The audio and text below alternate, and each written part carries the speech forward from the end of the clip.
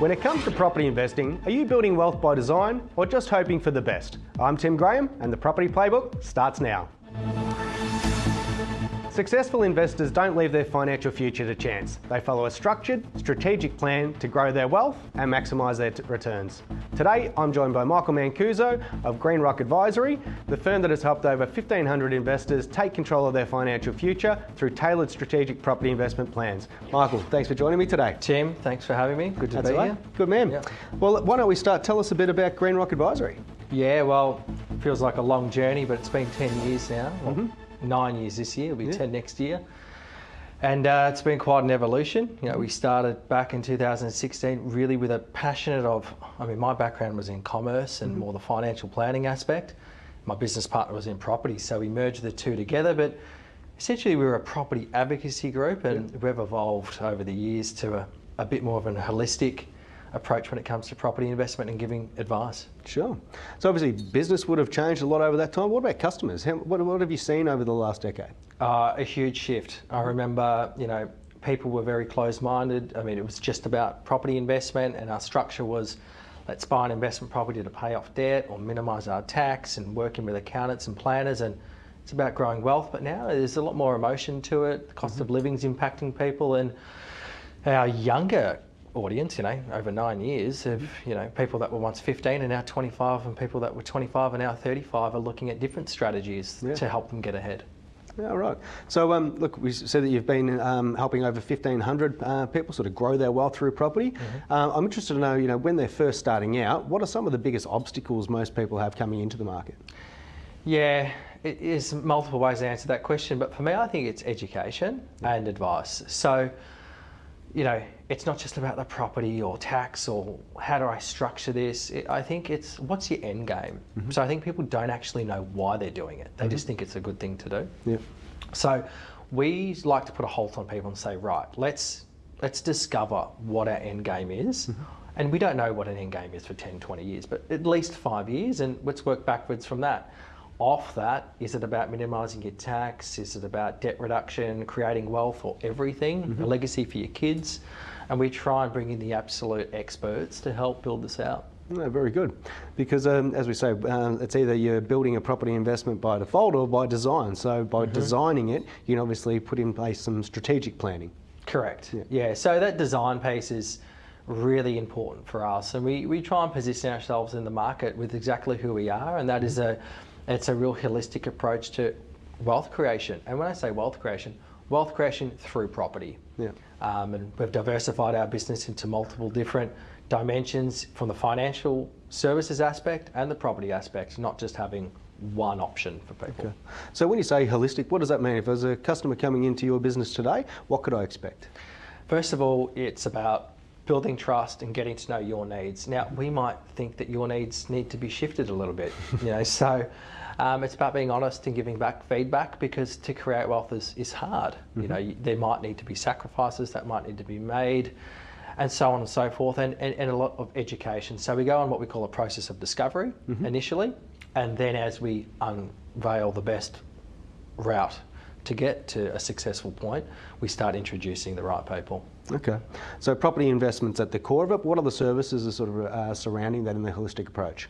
Yeah, so we partner with financial planners and a finance company, and they're absolutely brilliant, and we want that to be independent advice. They might say, Michael, this person's not suitable or for Greenrock, and that's fine. We are property centric, so we have the property piece, but we also have an accounting company. So what we recognised early on is, without throwing any shade to accountants, that people weren't that happy with their accountants, or they inherited an accountant. So we started Greenrock Accounting Proprietary Limited, and that's been really successful in giving people structural advice. Like, there's multiple ways you can buy an asset. Yeah. But when you exit an asset, there's tax, and you've got to pay things back. And so the accounting piece was massive for us, and that's really helped us give people tax advice, because that's big. Yeah, it's good. As you say, it's an expensive exercise if you get the entity wrong in the long run. Correct. And I think that gives us a competitive advantage, because it's property, it's tax, and then we can introduce you to these brilliant financial planners or people in finance. Okay. It's interesting with the topic of accountants. So many people rely on accountants for financial advice, but they tend to specialise in income tax, not necessarily investment advice. So it's interesting you sort of tie it together with the financial planning and obviously being property centric, using the real estate to grow the wealth.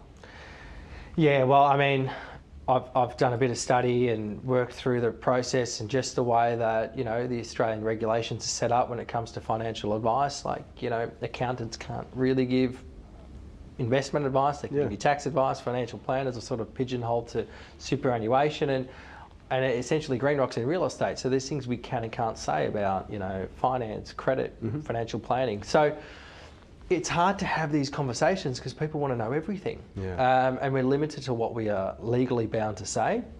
And we've always paid a lot of caution to the compliance and the risk aspect of a customer that's entering in our business, which has been great because with the 1,500 clients, there's never been a bad review or Google review. However, a lot of people haven't been able to get through the next step because we just think it's not the right time. Yeah. Okay, so we've sort of looked over the sort of last 10 years and how things have evolved. I'm interested to know in more recent times, higher interest rates, lending policy changes. What have you seen over the last couple of years in real estate? Because post-COVID, you could throw a dart at the dartboard for those 4 years and you'd probably make money anywhere you landed. But in more recent years, last 2 years, we've seen higher interest rate environment. Where have you been having some success in real estate? I'll start by the challenges. So consumer sentiment is hard after what everyone's endured the last 4 years. Interest rates went up 14 times since around November 2022. I don't think many people saw that. No. We factored in some changes, but we won't get into that. Construction costs have been putting a lot of pressure on people. And then markets have still risen too. So people can afford less. Their sentiment is not as strong as it was. So. And it's much more challenging, as you just mentioned, to find like where's that next area. I think you know partner, and again our property acquisitions team are experts in this field, but data is big. So you know, and I think that the brilliant part about what we do is we can move around. So if Victoria is looking good for the next 18 months, which we think it is, we'll focus in Victoria. But we've been in Perth, been in Southeast Queensland, and South Australia, so we're able to be, you know, diverse and nimble. Yeah. Okay. So one of the things I know Greenrock pride themselves on is creating intergenerational wealth. Tell me, how does that work? Yeah, it's long term, right? That doesn't mean that you're going to hold the property or the asset for long term, but the strategy is long term. People think I need to hold a property for 25 years. Well, we don't. We do a lot of substituting and changing and transactional over the years. But it's really about that end game. You know, for some people, you know, helping their kids get in the property market's important. Helping them, you know, get money for school fees is important. That's why they do these investment structures. However, for some people, it's not important at all. They go, oh, back in my day, my parents didn't help me out. They'll figure it out. But for the people that it is important, there's multiple strategies with our financial planners and accountants that we work with to help find ways to help their children get in earlier, because I think the average first home buyer is now 37 or 38 in Vic, and that's not what it used to be. No, not at all. So something we touched on at the start of our conversation was about you know, building by design. Yeah. A lot of times you come across investors who may have been able to accumulate 2 or 3 properties, but it was just because they had the borrowing capacity to be able to do it, but it hasn't necessarily been successful. I'm interested to know if somebody comes to you today and maybe they've got 2 or 3 properties, they're not necessarily performing that well. Are you a believer that you always hold real estate, or sometimes you need to move something that's not performing on? No, you've got to face the facts and the truth of performance. And even personally, I've bought property that has done all right. I've never faced a loss, but I would rather my money be somewhere else. So I think we just need to be real with what we have on our balance sheet from an assets perspective and the liabilities, and go, right, this one should go, or this one's going to be good in a couple of years. But yeah, definitely if we've got some things there that are just a bit off, I think they should go. Yeah. If we can exit. Because it becomes a bit of an opportunity cost too. If you've got debt tied to an asset that could be into another market that's performing better, you've got to weigh that up, don't you? Totally. Yeah. I mean, if you're borrowing money and you know, negative gearing is a nice thing to have, but at the end of the day, you're losing money, right? Yeah. So we want to be making money. We want to be getting capital appreciation. So we want to be really strategic about what we have, and markets are shifting and moving so fast. So aligning yourself with a company, that it's their core role, and being in the community, you're going to see these new markets and opportunities arise, and you want to be able to pounce on them if you have the capabilities. Yeah. So what's the ongoing work with your office after I've purchased a property? Are you catching up with them regularly? What happens after the purchase, the after-sales service? Yeah, well, it's a bit of a little journey to get to that point, but that's when we say the journey starts. So you become part of Greenrock in our community.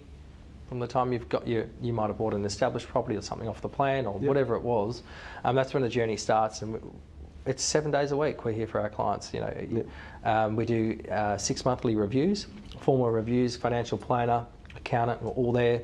We give you, a performance measurement on how your entire assets are performing, and then we will make decisions of what we do from there. Because there's systematic risk out there like COVID and all these big things that can happen, and the strategy might change. So it's uncomfortable for some people doing these things all the time. It can be a bit of a chore, but they're very happy over that 3 to 4 year period when they start seeing results. Yeah, of course. Okay, well look, finally, if for any of our viewers out there that are just thinking about getting into property investment for the first time, what would you say would be the top tips to get into the market? There's so many, but I'll start with some basic ones. First of all, do research on who can help you. You don't need to go paying them money or working with them. For example, you don't need to come to Greenrock, but absorb the information, be a sponge. So get educated. Then number 2, don't get caught up in the weeds. Just take action. Get involved, get it going. Might not do as well as expected, but that taking action piece is the key to success. Well, you can't benefit from anything that you haven't taken action on, can you? No, that's the biggest risk. Doing nothing to me is your biggest risk. Exactly right. Well, Michael, I've really enjoyed the conversation. Thank you very much for coming. That's the play for today, folks. This program has been brought to you by Hotspotting. This is Ticker. We'll see you after the break. You're watching Ticker. We'll have more in just a few minutes.